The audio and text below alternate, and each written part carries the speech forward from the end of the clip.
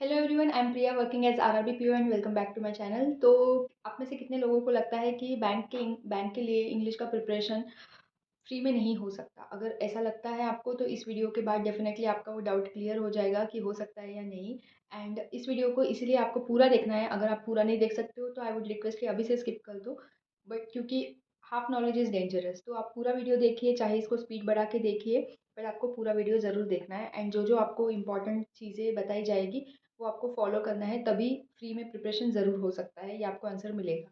तो before starting the video, जैसे हम मेन टॉपिक पे आते हैं कि फ्री सोर्सेज कैसे हमें इम्प्लीमेंट करने हैं, हम देख लेते हैं सबसे पहले कि सिलेबस क्या है इंग्लिश का एंड उसका क्या इंपॉर्टेंस है। मतलब क्यों पढ़ना है ये तो पता होना चाहिए ना, कि मोटिवेशन तो आनी चाहिए अंदर से कि ओके इतने मार्क्स चाहिए हमको। तो जैसे कि इंग्लिश का वेटेज क्या होता है, प्री एग्जामिनेशन में 1/3 होता है, बिकॉज 30 मार्क्स का आ जाता है। ऑलमोस्ट 30%, मतलब या 30% वेटेज होता है इंग्लिश का। एंड जो मेंस एग्जामिनेशन होते हैं उनमें अप्रोक्सीमेटली 20 to 25% इंग्लिश का वेटेज होता है। एंड डिस्क्रिप्टिव की तो बात अलग रह गई, ये मैं ऑब्जेक्टिव क्वेश्चंस की ही बात कर रही हूँ। तो सिलेबस में जैसे कि इंग्लिश के ये सब कवर होता है। क्यों सिलेबस देखना है? बिकॉज कहाँ से पढ़ना है, कैसे पढ़ना है, उसके पहले ये तो पता होना चाहिए हमें कि क्या पढ़ना क्या है हमको। तो इंग्लिश में ये RC, cloze test, fillers, error detection, sentence rearrangement या पैराग्राफ रीअरेंजमेंट जिसको हम पैराजम्बल बोलते हैं, sentence improvement, match the pair and grammar. तो बहुत लोग बोलते हैं कि ग्रामर की कोई नीड नहीं होती है इंग्लिश प्रिपरेशन में, ऐसे सब। बट टू बी ऑनेस्ट, मैंने जैसे प्रिपरेशन की हूँ, मैंने भी ऐसे ही सोचा था ग्रामर की कोई ज़रूरत नहीं है। एंड मैंने फिर 5-6 महीने वेस्ट कर दिए अपने डायरेक्ट डायरेक्ट क्वेश्चन उठा के सॉल्व करने में या वीडियोस देखने में। एंड उसके बाद मुझे रियलाइज़ हुआ कि नहीं यार, ग्रामर तो चाहिए, बिकॉज कहीं ना कहीं जाके अटक जाते हो आप अगर कोई भी विदाउट ग्रामर पढ़ते हो तो आप उस क्वेश्चन ओरिएंटेड चीज़ पढ़ते हो, बट वही अप्लीकेबल होगी हर जगह, ये ज़रूरी तो नहीं है ना। तो इसीलिए चाहे 2-4 क्वेश्चंस पे हो जाती है, बट बाकी में बाद में होती नहीं है, तो इसीलिए फिर हम फिर बैक टू ज़ीरो आ जाते हैं कि फिर से ग्रामर पढ़ना ही पड़ेगा यार। नाउन क्या है वो नहीं समझ रहा, प्रोनाउन क्या है, एडजेक्टिव एडवर्ब किसे कहते हैं वो सब नहीं समझ रहा है। तो इसीलिए वो सब समझने के लिए ग्रामर चाहिए। पता नहीं, बहुत सारे वीडियोज़ में जब स्ट्रैटेजी लोग बताते हैं तो बोलते हैं कि ग्रामर की कोई नीड नहीं है इंग्लिश में। शायद वो ये कंसिडर करते हैं कि आपने स्कूल में जितना ग्रामर पढ़ा हो वो इनफ हो। बट अगर मेरे जैसे हो जिसको स्कूल का कुछ याद नहीं है, ग्रामर पढ़ा था नहीं पढ़ा था, किसी ने पढ़ाया था नहीं पढ़ाया था, एंड इंग्लिश मीडियम भी बैकग्राउंड नहीं है, तो आपको तो ग्रामर डेफिनेटली पढ़ना ही है एंड A to Z पढ़ना है स्टार्टिंग से लेकर एंड तक। तभी आपको एक कॉन्फिडेंस फील होगा अंदर से कि आपको जब पता चलेगा इस चीज़ को नाउन बोलते हैं, इसका यहाँ यहाँ यूज़ करना है, इसको प्रोनाउन बोलते हैं, इसका यहाँ यहाँ यूज़ करना है, तो बाकी सारी जो ऊपर की चीज़ें हैं बहुत सॉर्टेड हो जाती है। तो इसीलिए आई वुड से कि ग्रामर बहुत इंपॉर्टेंट है, एंड जिसमें noun, pronoun, adjective, adverb, proverb, preposition, compose, ये सब आते हैं। तो ये सारी चीज़ें हमको पढ़नी है। तो ये कहाँ से पढ़नी है, क्या करना है, तो हम देखते हैं नेक्स्ट स्लाइड। स्लाइड तो नहीं है, नेक्स्ट पेपर का छोटा सा पार्ट, उस पे देखते हैं। तो फ्री सोर्सेज, जैसे कि मैंने बात की कि फ्री में हमको ये, मतलब वीडियो इज़ ऑल अबाउट कि फ्री में आपकी इंग्लिश प्रिपरेशन हो जाए। तो फ्री सोर्सेज हम देख लेते हैं। तो फर्स्ट आपको मैं 3 चैनल सजेस्ट कर देती हूँ, फिर उसमें मैं बताती हूँ कि कौन सा टॉपिक कहाँ से पढ़ना है। तो पहला है निमिषा बंसल मैम का YouTube channel, second is Vishal Parihar sir. ये बहुत डिफरेंट डिफरेंट चैनल्स पे पढ़ाते हैं, जैसे ABP चैनल था उनका, एंड फिर बैंकर्स वे था, अभी बैंकिंग वाला पर पढ़ाते हैं। एंड उदिशा मैम ये अड्डा पे पढ़ाती है मैम। तो ये तीनों हैं, इसमें से आपको क्या करना है, सबसे पहले ग्रामर के लिए आपको फॉलो करना है निमिषा बंसल मैम को। तो निमिषा मैम के जो भी ग्रामर रिलेटेड वीडियोज़ है, एंड 120 रूल्स ऑफ ग्रामर बोल के है वो वीडियोज़, तो वो वीडियोज़ में 120 रूल्स में आपका सब कुछ कवर हो जाएगा। तो ये वीडियोस आपको जाके पूरे कंप्लीट करने हैं, अगर आप फ्रेशर हो, बिगनर हो, जो स्टार्ट किया है। एंड अगर आपने एक बार देख चुके हो वीडियोस चाहे कहीं से भी, बट आपको अच्छे से आता है, ग्रामर का नॉलेज है एंड आपको पता है, तो फिर आप वीडियोस मत देखना, आप डायरेक्टली फिर उनके जो PDF होते हैं, 120 रूल्स की एक PDF थी 50-60 पेजेस की। तो वो PDF अगर मुझे मिलती है तो मैं टेलीग्राम चैनल पे शेयर कर दूँगी। एंड अगर आपको भी कहीं से मिलती है तो वहाँ पे डाल दीजिए ग्रुप में। एंड वहाँ से आप रिवाइज़ करते जाइए टाइम टू टाइम। बट अगर फ्रेशर है, बिगनर है, तो ज़रूर वीडियो से देखिए, बिकॉज़ वीडियो में ऐसा होता है कि आपको बहुत सारी और चीज़ें भी पता चल जाती है। तो PDF से हम जब पढ़ते हैं स्पेशली इंग्लिश में, तो PDF से हमको एक्सेप्शन ये सब चीज़ें पता नहीं चलती है। जस्ट पढ़ोगे तो कितना ही याद रहेगा, बट अगर वीडियोज़ में सुनोगे, एक्सेप्शन एग्जाम्पल के साथ समझोगे, तो थोड़ा ज़्यादा हमको अच्छे से समझ में आता है। ये मेरी थिंकिंग है, तो आप वैसे कर सकते हो। नेक्स्ट इस विशाल सर से, तो उनके भी बाकी सारे टॉपिक्स के वीडियोज़ या ग्रामर के भी वीडियोज़ आप देख सकते हो, बट 120 रूल्स ऑफ ग्रामर मैं सजेस्ट करूँगी, निमिषा मैम से देखिए। एंड आप बाकी टीचर्स को भी फॉलो कर सकते हो। एंड प्लस इसके साथ निमिषा मैम की एक एरर डिटेक्शन की क्लास आती है, विशाल सर के भी एरर डिटेक्शन की क्लासेस है, बट निमिषा मैम की डेली एक क्लास आती है अनअकैडमी पे फ्री, लाइक स्पेशल क्लासेस बोलते हैं उसे, जो फ्री होती है सबके लिए।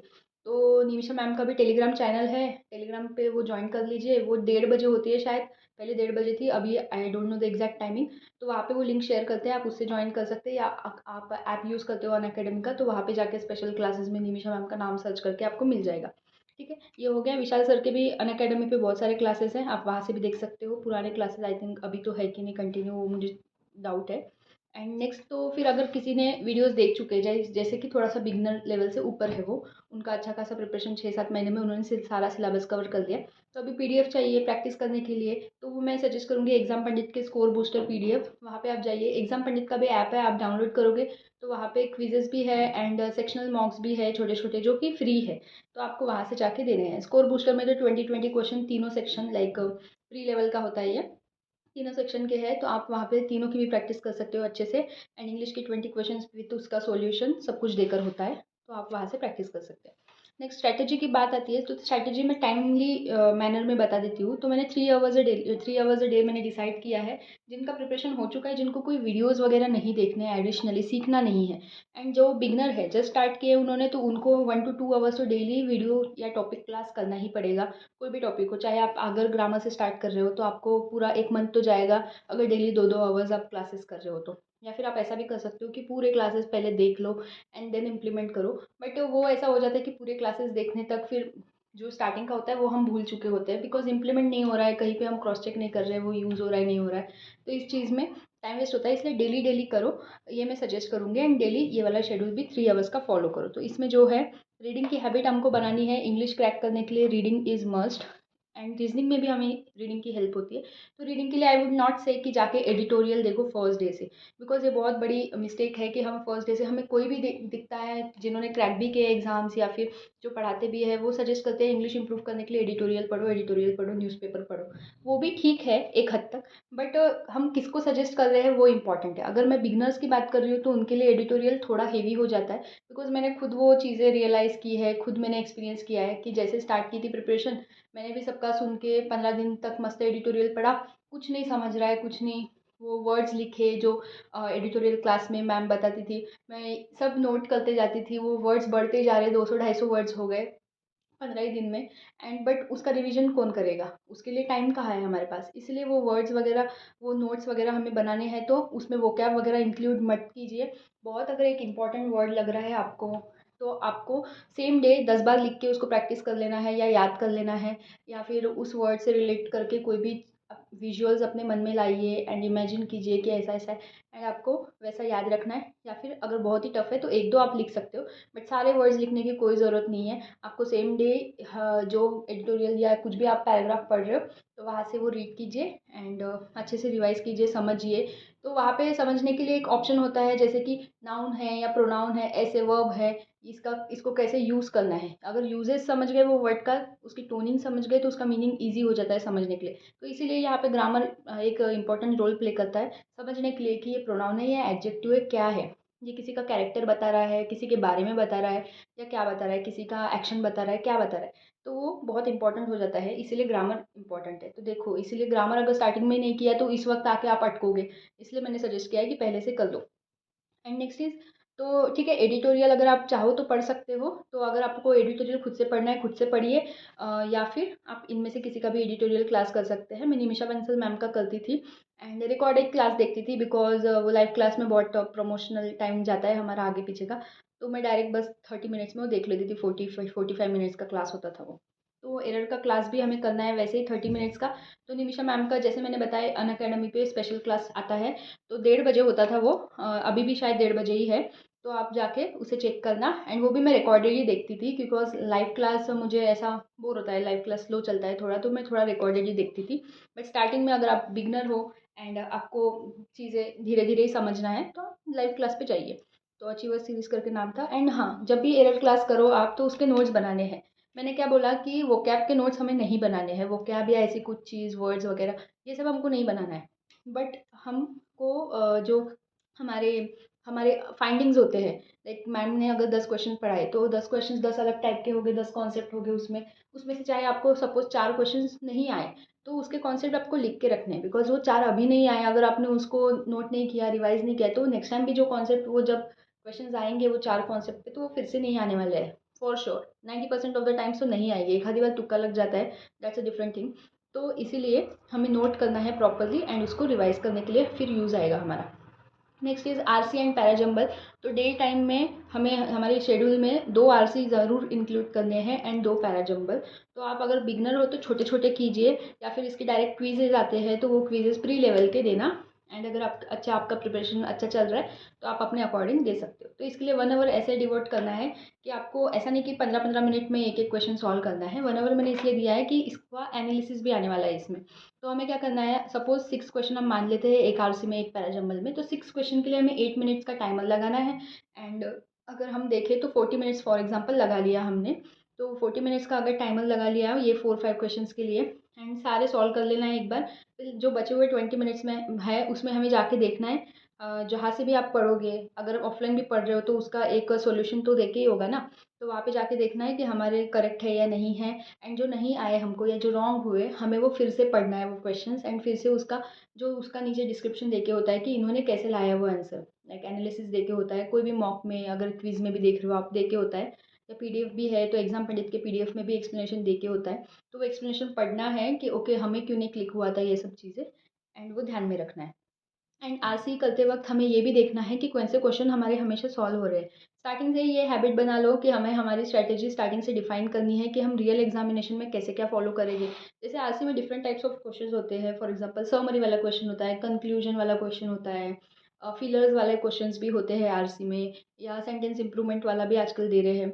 तो ऐसे क्वेश्चन होते हैं, तो जैसे कि समरी या कंक्लूजन ये थोड़ा टफ जाता है, या फिर विच इज़ नॉट ट्रू, ये वाला तो बहुत फेवरेट क्वेश्चन हो गया एग्जामिनर्स का, क्योंकि बहुत टाइम कंज्यूमिंग होता है एंड बच्चे फंस जाते हैं उसमें।